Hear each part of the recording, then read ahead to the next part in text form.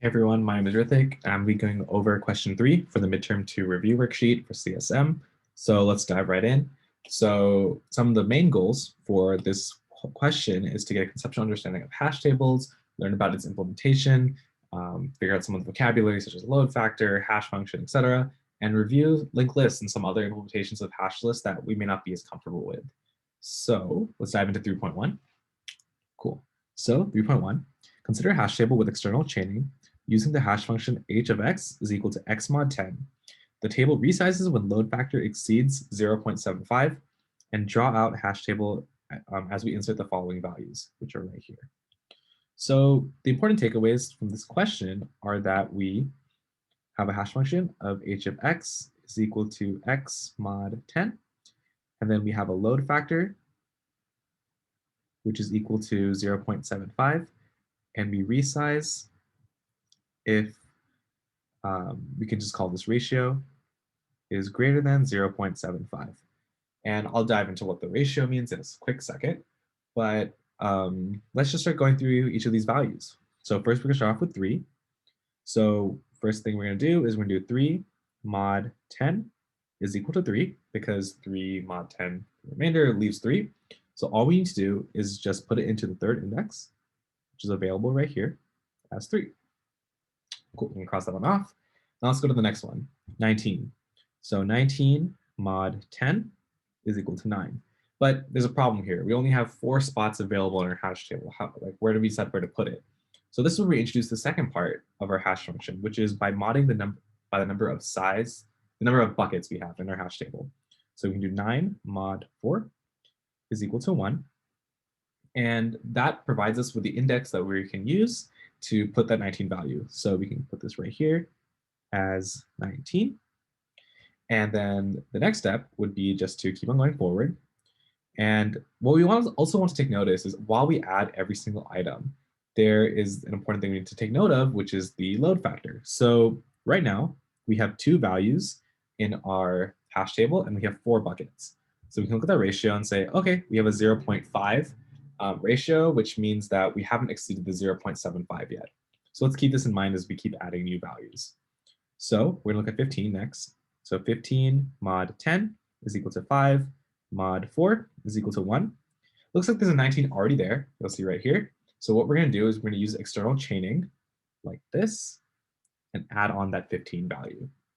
So we can just cross that one off and keep on going. So now we have 3 over 4 is equal to 0.75. But notice how we have to resize when the load factor exceeds 0.75, so we're still in the clear. So let's erase that here. So what we want to do now is we're going to try adding 10. And 10 is going to say, hey, like we're now going to be adding a load factor that exceeds 0.75. And this is when we resize. So we resize when we're adding a new element. And we're going to dive into this a little bit more in 3.2. But so now what we want to do before we move on is first fix all of the previous values into our new hash table. So I'm going to reset all of this. So it's really important that you remember to rehash all of these values before. And the reason why is because they could potentially change locations. And we'll see an example of that actually. So let's do the same thing. 3 mod 10 is equal to 3. And as we have a resize of 8 buckets right here, we can do 3 mod 8 is equal to 3. So we can just add that right here as 3.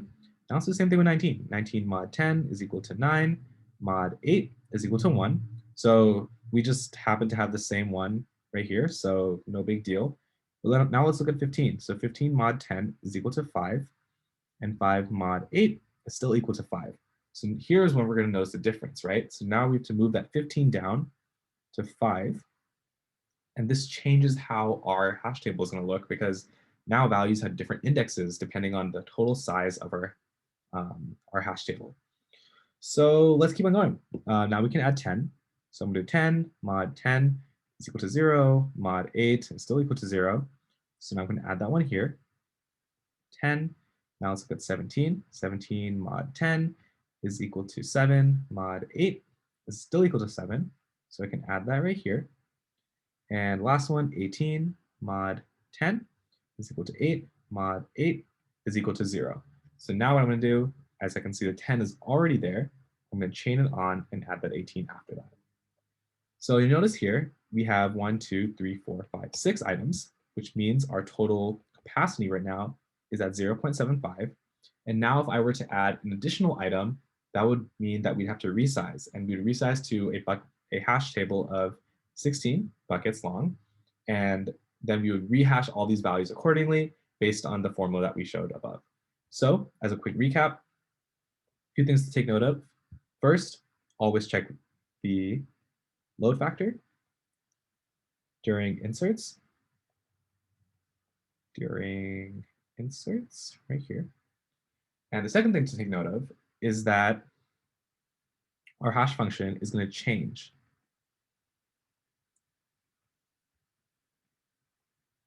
depending on number of buckets.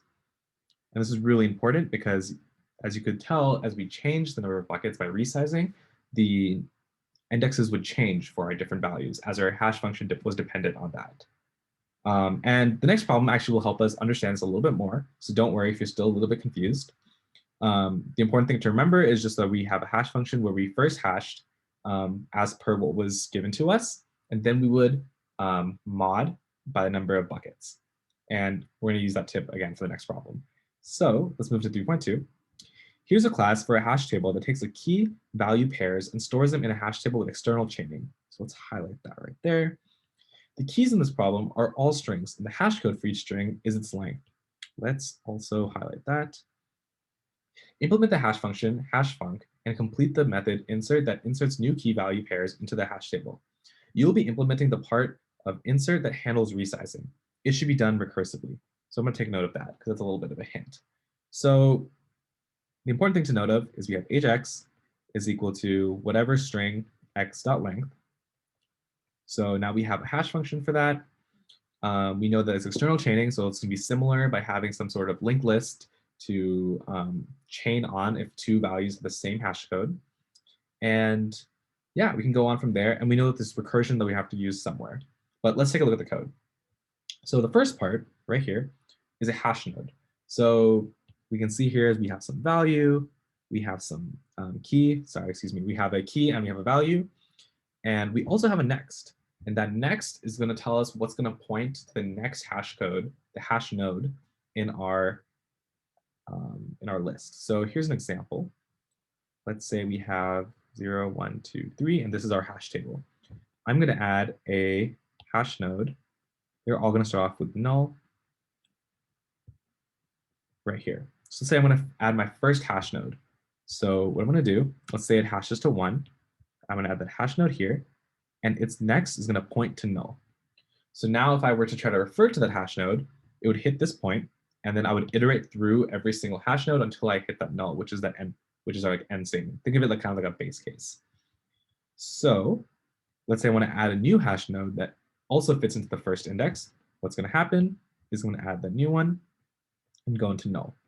In terms of ordering, a great way of thinking about this, and probably the most efficient, would be, so let's say I start off with null. I'm going to take what's in here, move it into my new hash node's next, and then place that hash node into the index. So let's show that a little bit with a little bit more rigorous example. So let's say I had hash node in here. Let's call this hash node 1, point to hash node, let's zoom a little bit, hash node 2, point to hash node 3. Let's say I want to add hash node 0. So what I'm going to do is I'm first going to check to make sure that none of these hash nodes are the same as what I currently have. And that's just to make sure of duplicity. We can't have two hash nodes with the same key. So what I'm going to do here is I'm going to look at this one. I'm going to set its next to the one that was already existed. Also, we should be having a null here, like I mentioned earlier. So I'm going to set that one to the next. So now we have this hash node 0 pointing to hash node 1 in its next parameter. And the next thing I'm going to do is I'm going to push everything to the right. Move this here. Oops. Move this right here. And now what I'm going to have is I'm going to have hash node 0 in here, point to hash node 1, and that's going to point 2, 3, and null. So you'll see here we append on the front, and by storing that new value into our hash table, we we store the most recent hash node as the direct access hash node when we try to refer to each index in our hash table. Okay, but that was a lot of visualizations. Let's go back to the code. So we have our key, our value. We instantiate those keys and values using a pretty straightforward constructor. Let's dive into the actual table. So here we have the hash table right here. We have the number of buckets and the number of elements, and we have our load factor.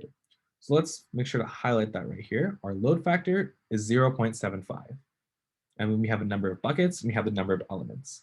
So just to reiterate this concept, let's say I have this right here. The number of buckets would be equal to 4.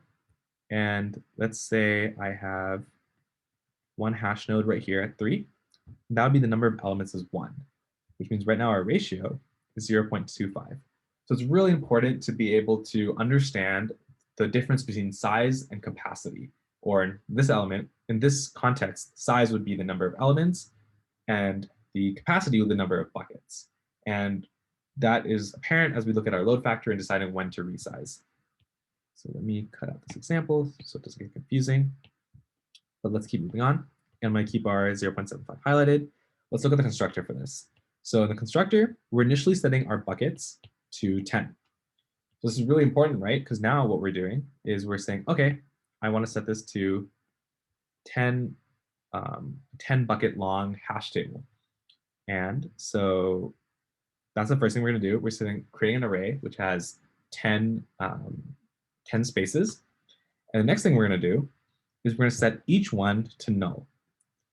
And the reason why we want to set each one to null is because, as I showed above here, what we're doing is we're storing the hash node as we insert it into the direct array and able to use the next parameter in the hash node to point to the next hash node. So by having null there, we're telling them that, okay, well, one, that's our base case, so that if our hash node is being inserted, the next one would be null, where as if it's just null, then there would be nothing there and we can just move on. So let's keep going through this question. The next thing that we're looking at is our hash function. And the thing to notice also really quickly is that all of our items in the hash table are null. So let's look at a hash function. So let's say a nice little, it's a little bigger. Let's say this hash node comes along. It has a key of hello. And it has a value, let's just say v2. And we want to insert this key, and we'll want to be able to hash it. So we know from the question that we want to take this length and use that for a hash function. So in this case, string.length would be 1, 2, 3, 4, 5. So it should be 5. That's awesome. That would be our ideal way of finding out the index. However, what if I told you that a key could be A, B, C, D, E, F, G, H, I, whatever, until Z? That would be 26. And the problem is that if we take 26 and try putting that as an index for a 10 length long array, that's when you would hit an out of bounds error. So the next step that we have to do, and I mentioned this in the previous problem, 3.1, we're going to take the length and we're going to mod it by the number of buckets. So that if I had 26, I could mod it by 10, and that would be 6. And then we would put it into the 6th bucket that we have available in our array or hash table. So with that, we can input this here as key dot length mod with number of buckets. And I want to put that semicolon again just for clarity. So that's the hash function that we have, and we're going to keep on rolling with. Now let's move on to the next part, which is our insert. So this one is, I think, the most complicated because we have the resize involved, but we're going to take it step by step. So the first step is to get the index. So in our ABCD example of the whole alphabet, that would produce 6 now because we have the number of buckets incorporated into that. So the next thing we're going to do is we're going to take a head as that values as the value that gets retrieved when we try indexing into the hash table. So if we look at our hash table right here, imagine this has 10. We're going to take 0, 1, 2, 3, 4, 5, 6. And we're going to get the value that's in there. And presumably, since it's our first insert, it would be null. So let's just write that right here. This is equal to null. So we're going to say while head is not equal to null, which it is. So let's just move on. Then we're going to resize. And let's assume since it's 0, we have a hash, we have a load factor 0.75, we can move on again. So we're going to add that new value as a hash node.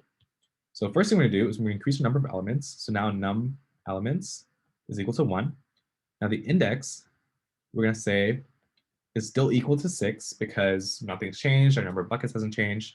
And now we can set head equal to null. So nothing's really changed on that side. But now we're going to create a new node, and that new node is going to have the key and value. So if we create our hash node right here, I'm going to say key is equal to the alphabet. I'm going to put this in abbreviated, and maybe it's to be less confusing if I don't put that there. Is equal to alphabet, and value is equal to whatever v2 value we had before. And now I'm going to set that next value to head, which, as we know, is null. And now we can just set the hash table's index to that new node. So if I scroll back up here, let's say that just create this one right here. 0, 1, 2, 3, 4, 5, 6. So this one would now have our hash node. It's a little bit bigger. This would have our hash node that we just created with the alphabet, and that would point to null. Cool. So we finished one of the block. I think we have a little understanding of insert, but now the problem is resizing, which is the remaining blocks that we have in here. So let's go through a potential example of us needing to resize. So let's say I had our, our entire array, as a hash table, and we reached that point where we require a resize. So let's think about what the check is for us to need that resize. Presumably at this point, I would have 7 elements already within our array, and I'm trying to add an 8th one. And the reason why I say that is because what we want to do is when I try to add the 8th one, we are surpassing the load factor, which means we should have already resized it before that 8th element goes in. And to clarify that again, so at the 7th element that I added, 7 over 10 is equal to 70%. That's totally fine. It's under our 75% threshold. But if once I add that 8th one, I surpass that 75% threshold that we set for ourselves with a load factor, which means that we now need to, we should have resized before we let that 8th element in. So let's erase that here. So now what we need to do is figure out this if statement. So this is our point to realize that we need to resize. And what that would mean is we're going to take num elements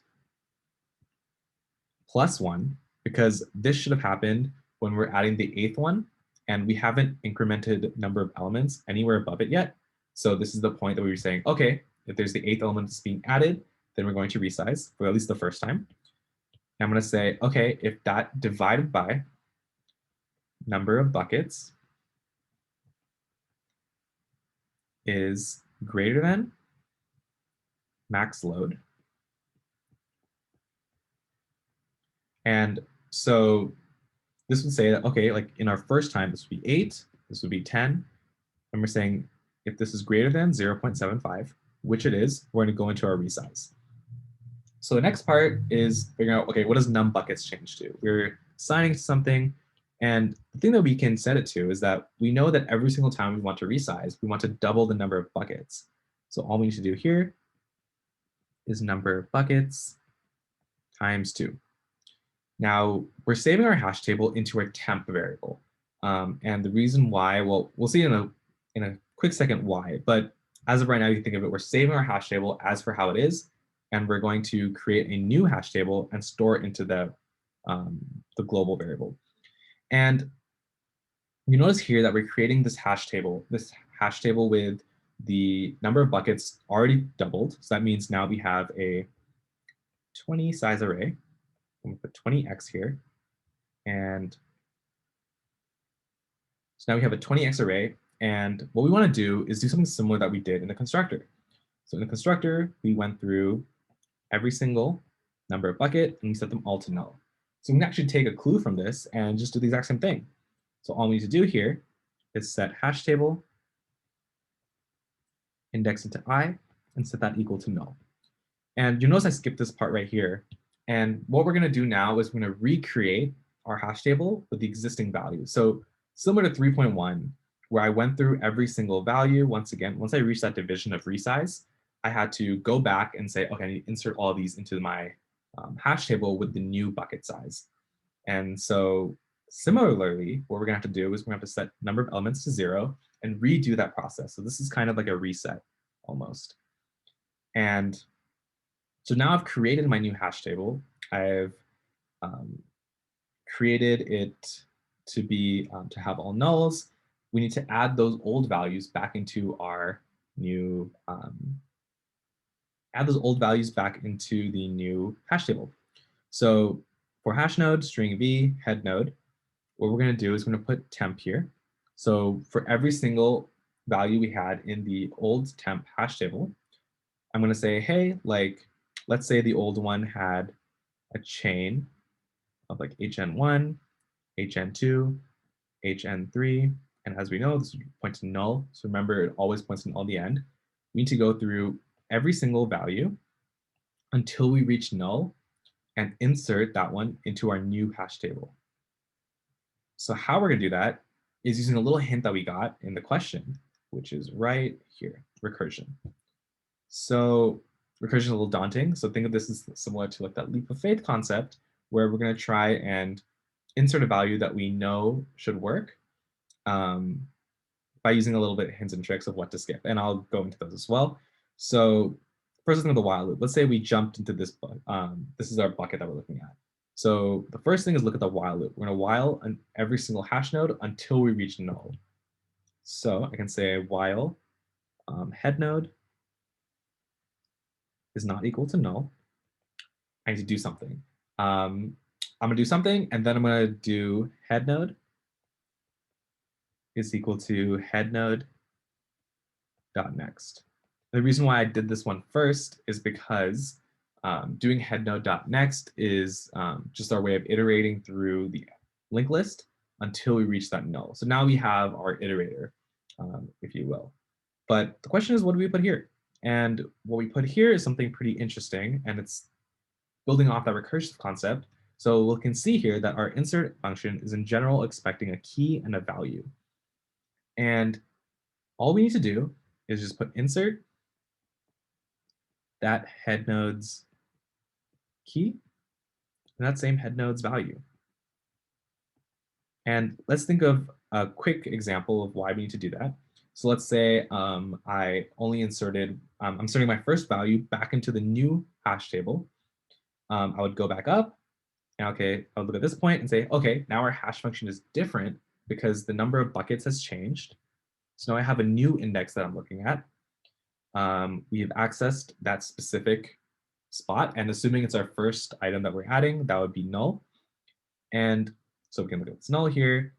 We would not need to resize because we've already doubled the size, the number of buckets. So there would never be a case where the while we're resizing that we would need to resize again. That would get a little bit complex, but we should not need to do that because we've already resized once. There's no need to. We're not adding any new elements to our hash table. And then we jump right here. And all we need to do is we need to say, okay, number of elements is incremented. That same index is retrieved. And we say, okay, head is still null. And we should create a new hash node and we set it up all again. So that goes on, and we're able to do that to insert every single value that was in our old hash table to the new hash table. And one quick thing I want to take note of is that we want to make sure that the reason why is that we find this index again is for the very first case where we resized. So let's say we resize from a 10 to 11. We want to make sure that we have the new index and the new head value when we're ready to insert that 8th element in case of us resizing just from the first time into the right spot. So that's pretty much how you do this problem. And yeah, thank you so much. Hope you learned something. And if you have any more questions, feel free to ask your CS mentor.